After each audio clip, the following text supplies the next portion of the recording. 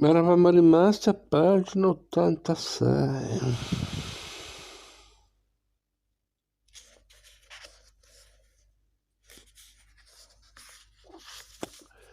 Il PCI immacolato.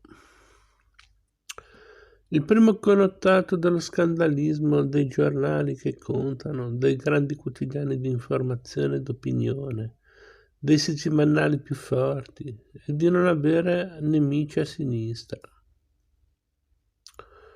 E per sinistra si intende quella che pesa di più per i voti, per il consenso intellettuale che aggrega, per l'influenza che ha sull'insieme dei giornalisti e dei tipografi e di riflesso sugli editori, il PCI. A partire dal 74 il grande scavatore del giornalismo italiano riporta alla luce gli scandali vecchi e nuovi del sistema partitico. Bene, ottimo lavoro. Ne siamo fieri. E ne andremo sempre più fieri. Ma c'è un dettaglio. Emergono reperti a carico di tutti, specialmente dalla DC, tranne che dei comunisti. Com'è possibile? D'accordo, un partito da sempre all'opposizione ha minori occasioni di peccare di un altro da sempre al governo, o di altri da molti anni coinvolti nel governo. Messo in chiaro questo, rimangono però alcune domande. Il PCI è proprio l'unico partito a non aver mai combinato affari poco chiari. Le botteghe oscure non possiedono retrobottega. Sono davvero un'isola incontaminata nel lago fangoso, scusate, della politica italiana.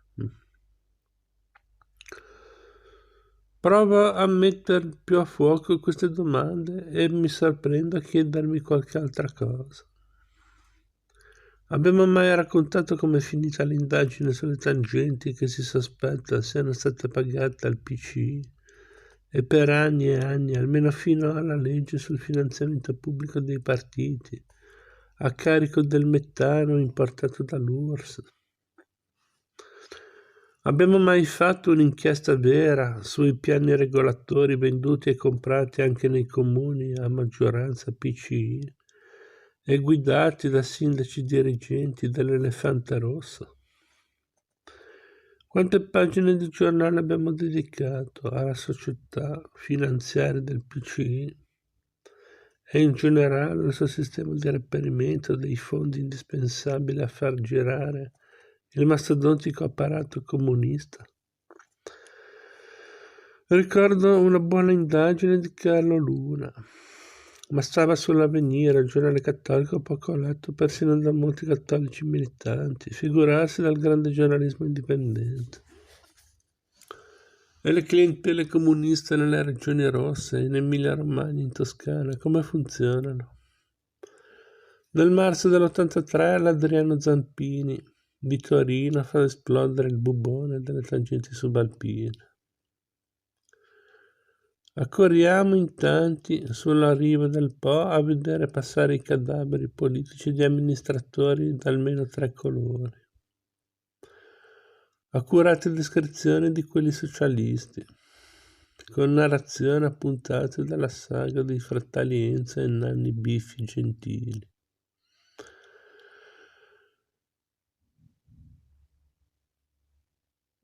Buona descrizione di quelli democristiani, insufficiente descrizione di quelli comunisti.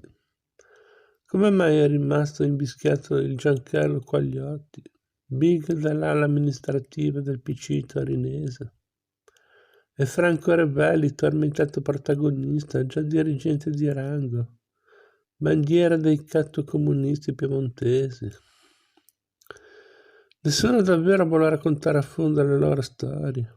E quel Sauro Castagna, già sindaco di Ortonovo, La Spezia, rinviato a giudizio sempre a Torino nello scandalo dei semafori intelligenti. e che viene indicato come uno dei cassieri nazionali del PC negli affari di finanziamento nero. Non sarebbe un buon lavoro giornalistico ripercorrere nella storia, magari anche per dire che è una storia immacolata? Quante buone occasioni perdute, quasi tutte le ho perdute anch'io. La protesta di Gui. La seconda caratteristica del nostro scandalismo è speculare la prima. La si può riassumere nella regola seguente: se è democristiano, socialista o socialdemocratico, il mostro può essere sbattuto in prima pagina con tranquillità. Vediamo qualche brandano di storia e qualche titolo di giornale. Il primo a venirmi in mente non è un fatto, bensì un volto. Il volto paonazzo, affilato e teso dal democristiano Luigi Gui mentre si difende a Montecitorio dinanzi alle Camere riunite. Gui era un DC potente. Prima di essere soppiantato dalla buona anima di Bisaglia, regnava sul feudo bianco di Padova. Aveva fatto per decenni il ministro in dicasteri importanti, la pubblica istruzione, la difesa. Lo descrivevano scostante, altezzoso. Era morrotteo. Fu coinvolto nello scandalo Lockheed e lo mettemmo in croce sulle prime e sulle ultime pagine. Quel pomeriggio di marzo del 77 alla Camera si difendeva parlando con voce strozzata e piangeva. Risultò innocente perché era innocente. 7 anni dopo mi capitò di ricordare alla radio a prima pagina che cosa avevamo fatto passare a Gui. Mi scrisse per ringraziarmi e io mi sentii in colpa un'altra volta. Sempre in quel marzo a Montecitorio gli avevo chiesto che cosa pensasse del lavoro dei giornali sull'affare Lockheed. Mi aveva risposto: non voglio mettere tutti nello stesso mucchio, sarebbe sommamente ingiusto. Ma a volte sono stato straziato oltre il comprensibile, pur tenendo conto che si trattava di oppositori politici. La storia di Gui ha un ultimo capitolo, anch'esso intriso d'amarezza. Riguarda noi di Repubblica, ma mette in luce un vizio diffuso in tutto il giornalismo italiano.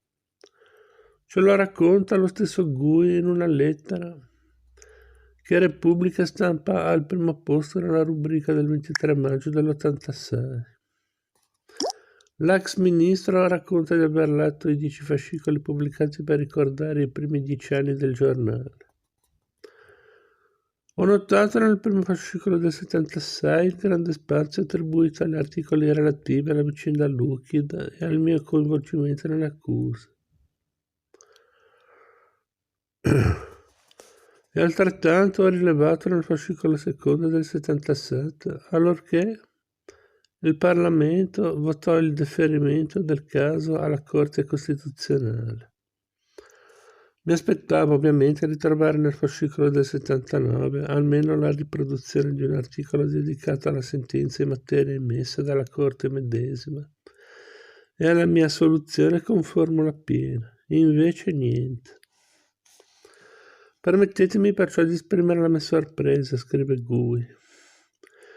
Non mi pare corretto dare tanto rilievo alla cronaca dell'atto compiuto contro di me dal Parlamento per ragioni politiche deteriori, quando neppure all'inizio la magistratura aveva sollevato alcuna accusa contro il sottoscritto, e poi non riprodurre nemmeno un rigo per far sapere che la magistratura suprema della Corte mi aveva completamente assolto.